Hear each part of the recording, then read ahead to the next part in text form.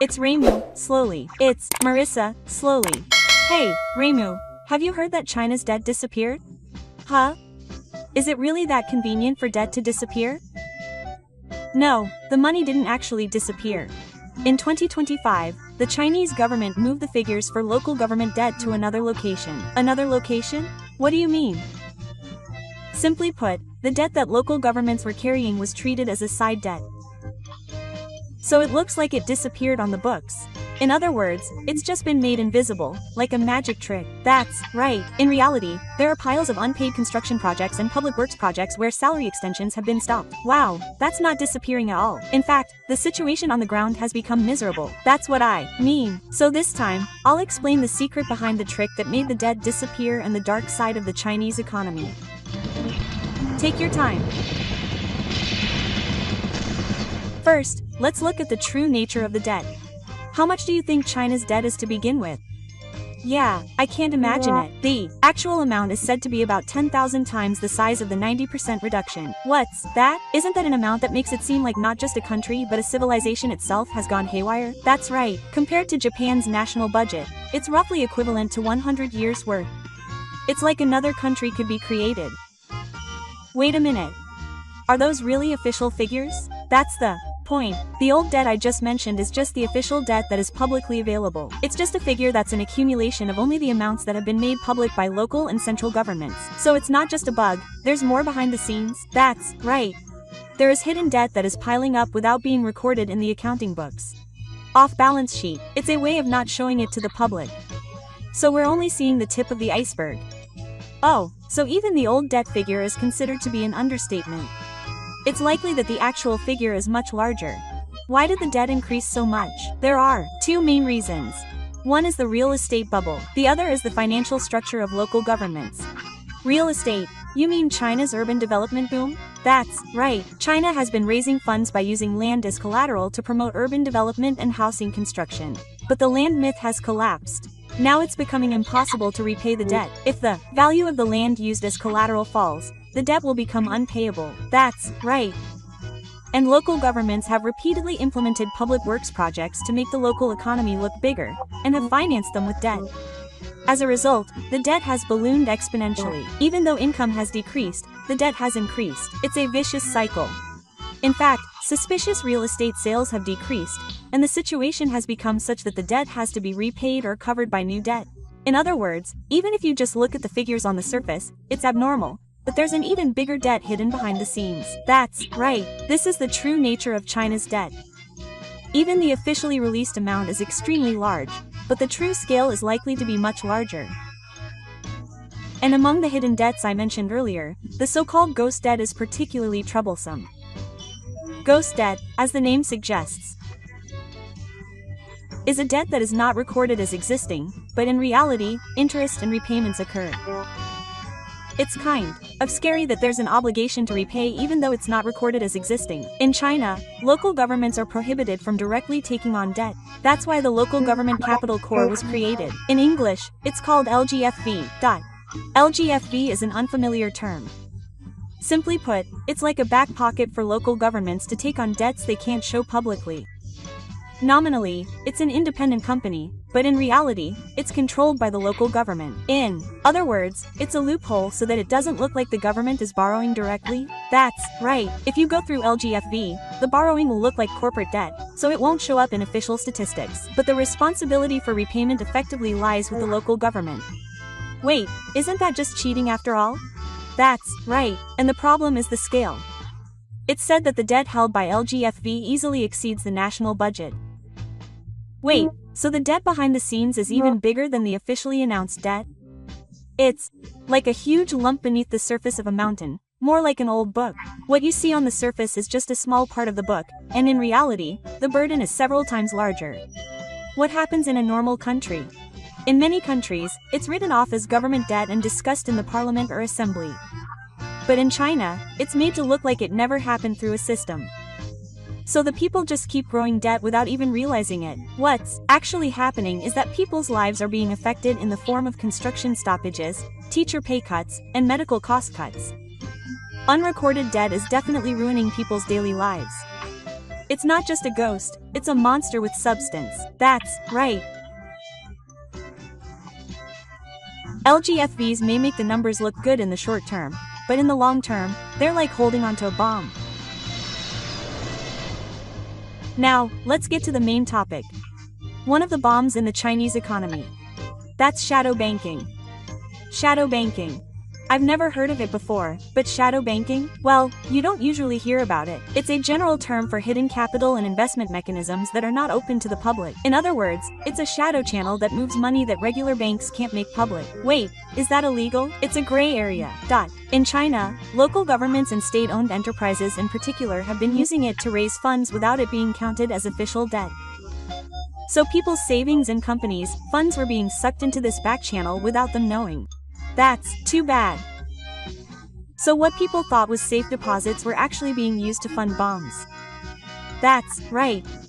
What's more, the high returns were advertised and people jumped at the chance to get a good deal. But the real estate developments were full of debts that had no chance of being repaid. In other words, money was poured into projects that couldn't even pay the interest. Oh yeah, in 2025, wealth management products fell below their original value, causing panic among investors. There were even protests in local cities. You never hear about it on the news, but the media is really censored in China. It's hard to get outside. But there's evidence on local videos and social media. It's like the blood vessels of the economy get clogged when money moves in the shadows. That's a good analogy. The economy is starting to suffocate, just like a body without oxygen, and it's impossible to see where the blockage is from the outside. So no one can predict when the crisis will explode.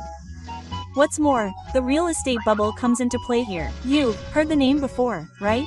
The real estate bubble. How is it related? Real estate companies were like a cycle of borrowing money using land as collateral and investing it in the next development. But if land prices fall, that system collapses in an instant.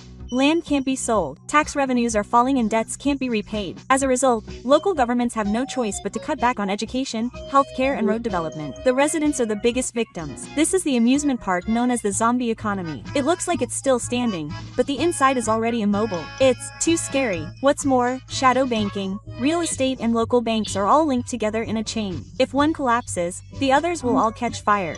Like a domino effect. Yes, it's a financial version of a domino effect. Runs on small banks have already begun. If that spreads, it will lead to a large-scale financial collapse. Oh, they're already piling up. Well, that's true. Right now, it's like a fire on the same line of fire. From here, let's look at how China's economic power will affect the world and Japan. Even if China's debt explodes, isn't it just a problem within China? No, it's not. The easiest thing to understand is the supply chain. Manufacturing in Japan, the US and Europe is heavily dependent on Chinese-made parts and materials. In particular, in the automotive and electronics sectors, if parts from China stop flowing in, production will stop in an instant. Factories also stopped due to parts shortages during the coronavirus pandemic.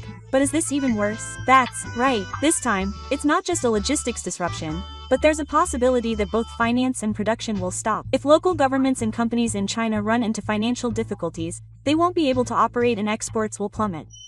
If that happens, Japanese companies will be hit hard. Toyota and Sony, for example. In fact, since 2025, the bankruptcy of Chinese automotive suppliers has led to Japanese manufacturers reviewing their production plans. Even a single small part is not enough to make a finished product. What about the financial side? This is also serious. There are many overseas funds investing in Chinese international and corporate finance. If a Chinese company defaults, there will be widespread selling and the market will be thrown into chaos. Stock prices will fall, and the yen, which is considered a safe asset, will be bought and rise. If the yen appreciates, export companies will be hit hard. That's right. Furthermore, since stocks are also affected, the entire Japanese stock market will cool down. Investor sentiment will shift to risk aversion all at once, which could lead to a global stock market crash. Does that affect Japanese money too? That would be the end of the relationship, like pensions. The GPIF, Japan's government pension investment fund, holds some shares and bonds in Chinese companies. If those fall sharply, pension assets will plummet, which will have a direct impact on people's lives. Just imagining pensions being cut is scary. In fact, experts are already warning of the risks. Even if there is no direct impact, concerns about the Chinese economy will dampen the entire market and have a negative impact on Japanese asset management. In the end, it's not a problem in a distant country. It will quickly come back to haunt us. That's how it is. When China sneezes, the whole world catches the brunt. In particular, neighboring Japan will be the first to be affected. It's no longer someone else's problem. That's right. That's why we need to fix this crisis and prepare for it. Next is the repercussions on society and politics. Needless to say, the collapse of the economy will have an impact on society and politics. How exactly does it affect people's lives? Debt and the collapse of the real estate bubble have made it difficult for companies to hire people, and the official youth turnover rate is around 20%. It is said to be actually higher. As a result, young people who have no hope for the future are becoming the Nezaberi tribe. The Nezaberi tribe refers to people who don't work and live just to the bare minimum. That's right. They feel that competition and effort are pointless and give up from the start. The phrase, "if your hard work doesn't pay off, then just lie down from the start," has become widespread on the Chinese internet. Doesn't that drain the vitality of society as a whole? That's exactly what is happening. Young people are giving up on finding a job and becoming part-time workers. Young people are moving back to their families in the city. Young people are abandoning marriage and childbirth, and the population decline is accelerating, which in the long term will weaken the very foundation of the economy. But are the media properly reporting this reality? That's the problem. The Communist Party is tightening its control over information, and inconvenient figures are hidden. For example, statistics on the youth turnover rate have been banned from being made public since 2023.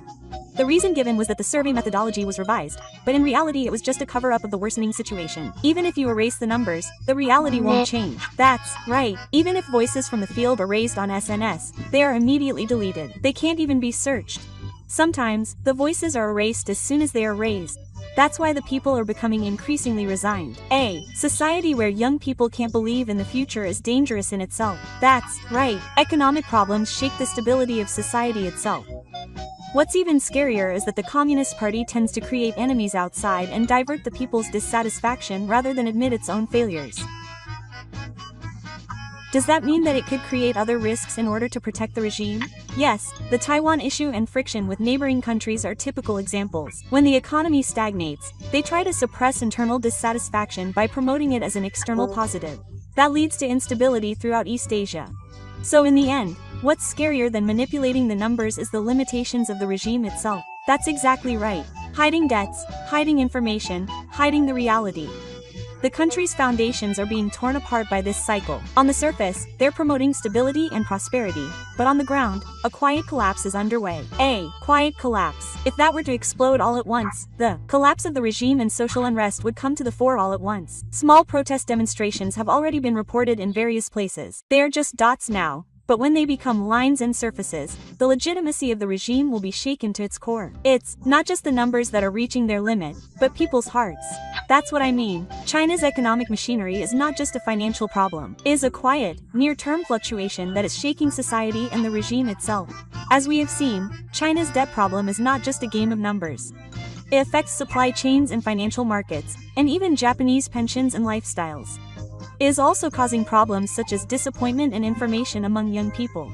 Behind the news that the debt has disappeared, there are all sorts of economic distortions and systemic risks. That's what I mean. That's why we need to be aware of how this problem affects our own lives, rather than thinking of it as something happening in a distant country. It was a scary story, but it's important to know the reality. Marissa, I heard that there have been demonstrations over real estate in China recently. Why is that happening? That's because serious social problems over real estate are erupting all over China. But if you trace that passion back, you'll find that real estate, once a symbol of great success, is where the problem began. Wait, real estate was a symbol of success? Yes. China used to be called the world's factory and continued to grow economically. Its GDP was on a steady rise every year, with double-digit growth being the norm. The real estate market was like an engine that made dreams come true with its power. Does that mean owning a home is a sign of success? That's exactly right. In China, real estate wasn't just a place to live. It was a sign of social credibility, a source of pride for the family, and insurance for the future. In a sense, buying real estate was a milestone in life. That's a lot of pressure. But why did something that was so cherished become a problem? The problem is the gap between expectations and reality.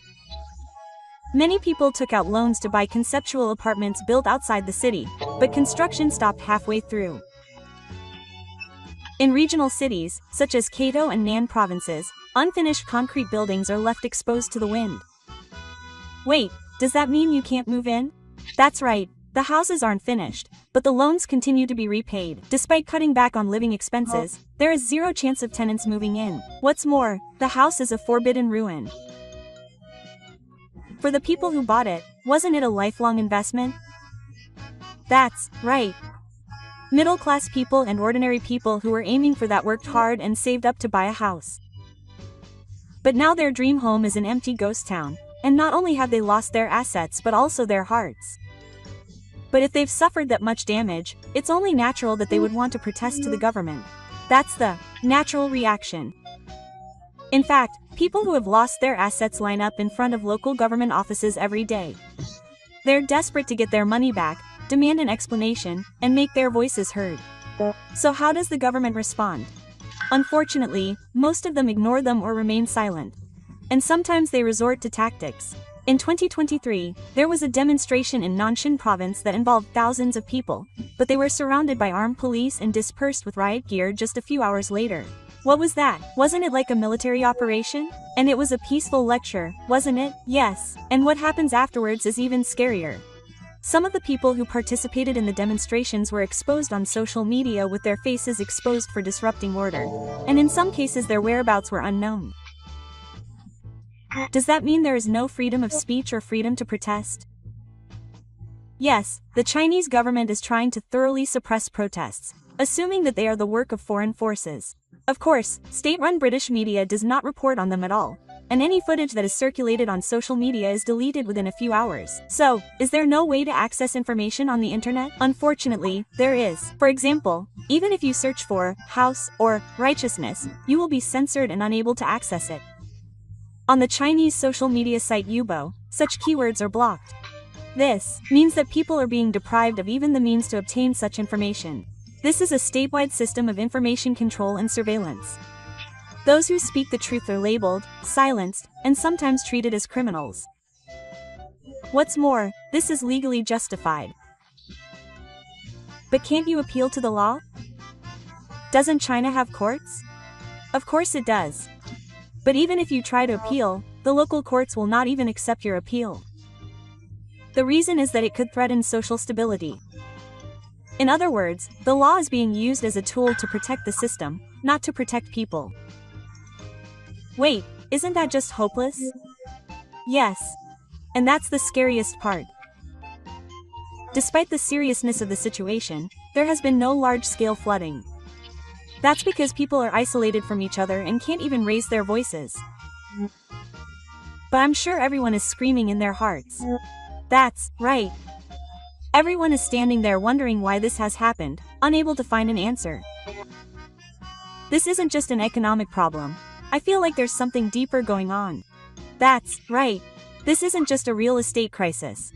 People who have lived honestly and obediently according to the country are being forced to pay the ultimate sacrifice. That reality is destroying people's trust in the country itself. They've been betrayed by the country they trusted. The pain is indescribable.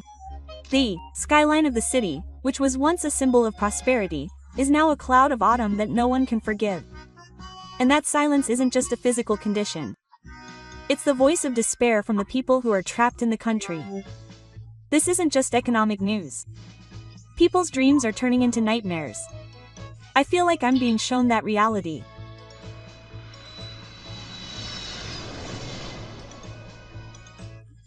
So, Marissa, when I was listening to what you were saying earlier, I thought, if so many people are struggling, then this isn't just a problem in a few areas.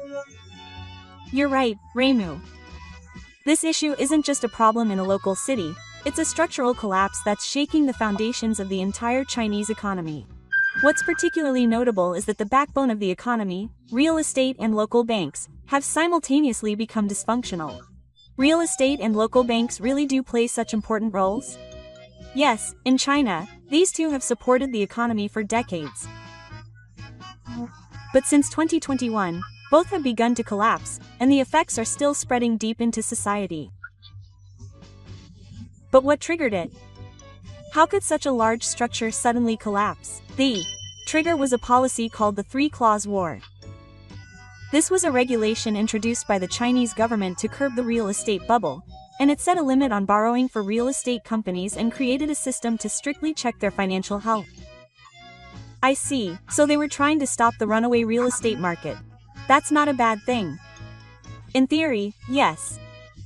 But the timing was terrible. They suddenly turned off the tap at a time when housing prices were soaring and investment was heating up, and the market suddenly stopped receiving funds. Does that mean developers ran out of money and couldn't continue construction? That's right. Even large developers like the Hiroshima Group and Country Garden were suddenly unable to raise funds, and construction of tens of millions of homes nationwide came to a halt. So that's exactly why I told you about the unfinished apartment buildings. Oh, and the developers weren't the only problem. Citizens who had already started paying their mortgages couldn't live in the homes they were supposed to receive, and were left with nothing but debt. Wait, isn't that the end of their lives? You keep paying your mortgage even though you can't get a house. That's exactly right. A house that should have been an asset ended up being an asset that didn't yield anything. Some people say they lost not just their investment, but their entire lives. But do local banks really have that much to do with it? Isn't this just about private housing? No, it's closely related. China's regional banks, especially rural credit and small banks at the sword level, had a large amount of real estate-related assets. They made unreasonable loans without regard for their capital. So if a real estate company collapsed, the bank would sink with it? That's right. In fact, mountains of bad debts piled up and many regional banks were effectively bankrupt. Chongbuk City appeared to be in the black, but its actual assets were thin. Wait, isn't that a complete financial crisis? Oh, and behind the scenes, there was also collusion with the regional government. Audits didn't work, so they were diverted to ghost companies, investments were made in land with no collateral value, and in general, poor management was rampant. When did this come to light? The decisive factor was the deposit freeze incident that occurred in 2022. Depositors at several regional banks in Na province were suddenly unable to withdraw their money. Their accounts were arbitrarily frozen and no explanation was given. What's going on? Were ordinary depositors also affected? Angry voices erupted on social media, asking whether bank books are just for show, and some people even made comments in lectures. But what's surprising is the way the demonstration was contained. Could it be the police again? That's part of it, but the government also changed the health status of the protesters to red and imposed restrictions on their movements. In other words, they're repurposing a tool for dealing with the coronavirus to monitor and restrict the movement of inconvenient people. It's scary to think that the rule of law could be used like that. Many citizens were shocked by this. Suspicious officials suddenly erupted, wondering if the government would mindlessly take away the freedom of its citizens in order to protect the banks. But how did local governments collect so much money? Did they rely entirely on the banks? In fact, China has a unique system called land finance. Local governments have been selling the right to use state-owned land to developers and using that as financial capital. In other words, the sale of land has been supporting local budgets. Does that mean that if the real estate market collapses, the land won't sell either? That's exactly it. Land prices have been falling and no one is buying it. And yet, they have to keep selling land to repay the debt, which further reduces its value, creating a downward spiral. Then all urban development has stopped. Oh, infrastructure investment has stalled, planned urban development projects have been left on the shelf, and entire regions are now close to being paralyzed. If there was such chaos, the whole country would be filled with anxiety. In fact, the most serious problem is not the economy, but the people's hearts. People who used to believe that owning a home equaled happiness have had that assumption completely shattered. The foundations of education, employment, and marriage are all at risk. Recently, it has become popular to describe housing as a trap set by the state, and buying a home is beginning to be seen as the biggest risk in life, especially among the younger generation. More and more people are starting to think that renting is safer. It's so ironic that the contract that was supposed to buy a dream turned out to be a fool's errand. China's Structural collapse is not a simple financial crisis like the Lehman Brothers collapse. Politics, administration, and finance are all intertwined, and the entire system is quietly collapsing, with no clear line of responsibility. It's unclear who is to blame. It's also unclear where it stopped. But it's always the citizens who suffer. That's right. Countless Chinese families are now dealing with incomplete homes, frozen savings, and unresponsive government. And it's not just money that they've lost. So what have they lost? Trust in the system, hope for the future, and the sense that they're protected by their country. All of that is being lost quietly and surely. Collapse doesn't mean that something falls apart with a loud noise. It means that it slips away quietly without anyone noticing. That might be the scariest way to collapse. By the time you notice, it's already too late. Oh, and what's even more frustrating is that the system itself is laughing behind the scenes without taking any responsibility.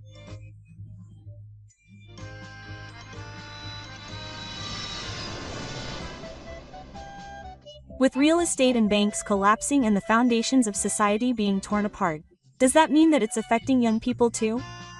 Far from being affected, today's young people in China are starting to turn their backs on the very blueprint for the future that the state has prepared for them. It's not that they're being lazy or rebellious.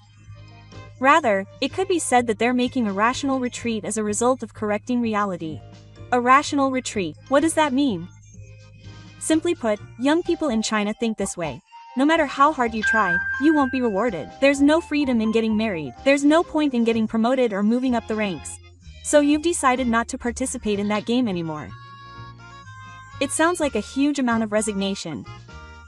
So how do young people live today? A typical example is the tangible lifestyle. In other words, the lying down lifestyle. They withdraw from the competition and maintain a bare minimum of living. They don't buy a house or a car. They don't get married or have children. If you don't have what you want, you won't lose it. It feels like a very quiet but serious resistance. Yes, but it's spreading rapidly in urban areas of China right now. Behind it are the rigidity of the social structure and excessive expectations from the parental generation. For example, what kind of expectations? For example, the old value that if you go to university, you'll get a good job. But in reality, there are a lot of young people who can't get white-collar jobs even after graduating from university because of their academic background. Wait, isn't that a complete academic fraud? After all, they went to university. That's exactly it. The university graduates of 2023 are in the past. But there are clearly not enough jobs available. As a result, the words non-regular, part-time, unemployed, and highly educated have become a reality. So what was the point of studying? You'd think so, right? In fact, many young people feel that way. They don't know what they've been working hard for. And even for civil servants, which used to be considered the only stable job, the competition rate sometimes exceeds the advance purchase. Even the government can't accept young people anymore.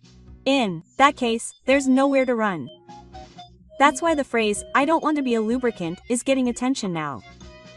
It's a statement of intent that they don't want to be just a cog that turns in the huge opportunity that is the nation. It's about stepping out of the system to protect their individual dignity. That's right. The new way of life called lad people is a symbol of this.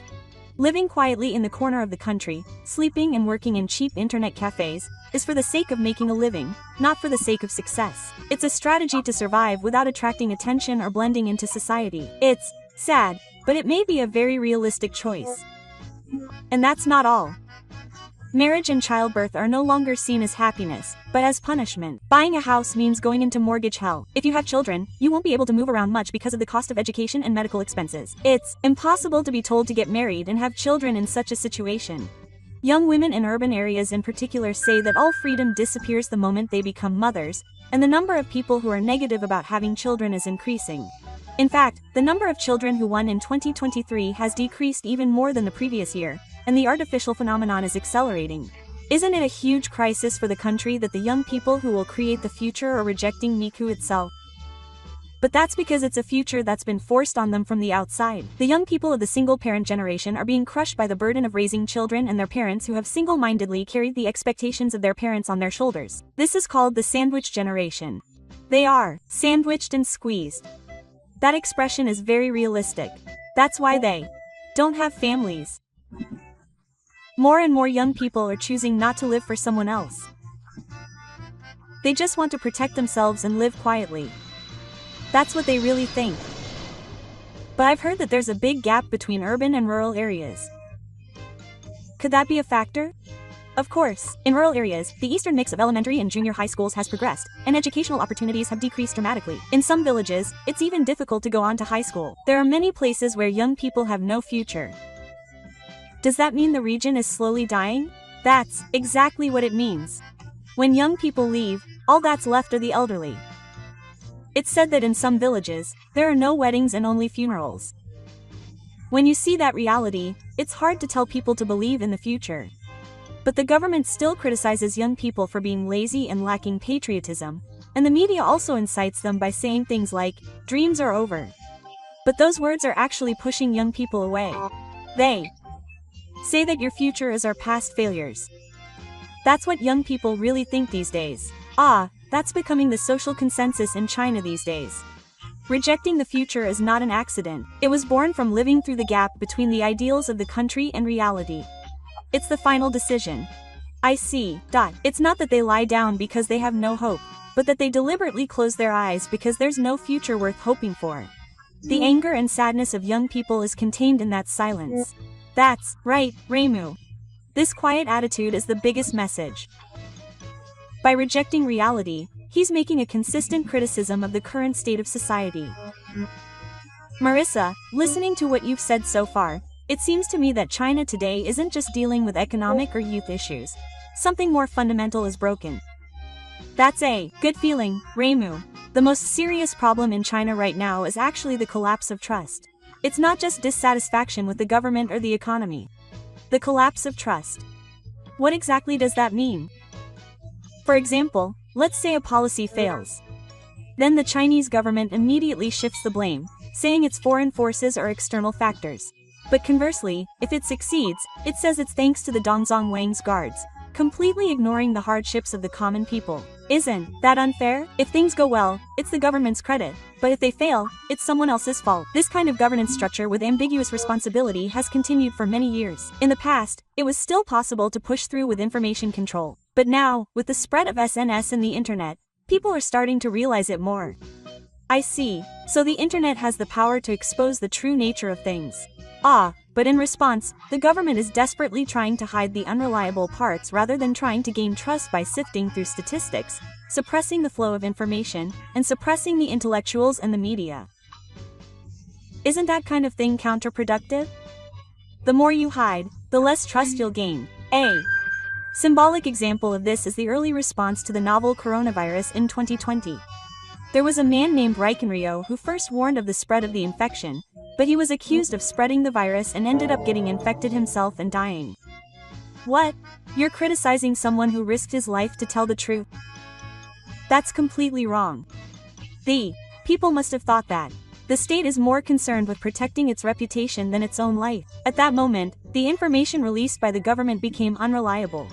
That's why no one believes how much they say the economy is growing these days. Statistics, news, and slogans all seem to be staged. It's incredibly serious when a state loses the meaning of its words. But what do the people do when that happens? Do they take action? It's hard to protest in a flashy way, but more and more people are quietly fleeing. The phenomenon of turbulent learning, runaway, or escape from the country. Young people and intellectuals are aiming to emigrate overseas. Running away is the safest option. There are reports that more than 130,000 people applied for investment immigration in 2023 alone. To Canada, the US, Australia, etc. Now it's not just the winter generation, but also the younger and older generations. So what about those who remain in the country? Are they doing nothing? Even those who remain are quietly distancing themselves. Real estate investments are not completed. Money deposited in banks is frozen. Education and healthcare are unfair. People don't say it out loud, but trust in the state is fading. Even if you're not opposed to it, the atmosphere of no longer expecting anything can certainly be scary. Society is connected by trust. When that breaks down, it becomes difficult to trust people. Fraud, the underworld, anonymous secret countries. Everyone lives suspecting someone else. It's no longer a nation, it's a collection of suspicions and memorization. The question is how to create a future in a society where people can't trust each other. The most fragile thing is the sense of public opinion. Everyone wants to avoid being the only one to suffer, so they don't pick up trash, don't obey traffic signals, turn a blind eye to social injustice, and no one tries to support the public. That's not how a country functions anymore. Homes should be a source of trust. It's important to feel that the system is functioning properly and that it's there for us. But no one in China today feels that way. In other words, they don't feel protected by precision, but rather that they're being used by the system. This psychological disconnect is what hollows out the system itself. And what's ultimately left is an empty country. It looks great on the outside, but it's crumbling away hollow inside. What's even scarier is that this collapse isn't explosive, but rather silent. That's right, the collapse of a country doesn't happen when the system breaks down. You could say that it starts the day trust disappears. That's all for the explanation. Was that easy to understand? So, if you enjoyed this video, please subscribe to the channel. Thank you for watching. Come back and relax again.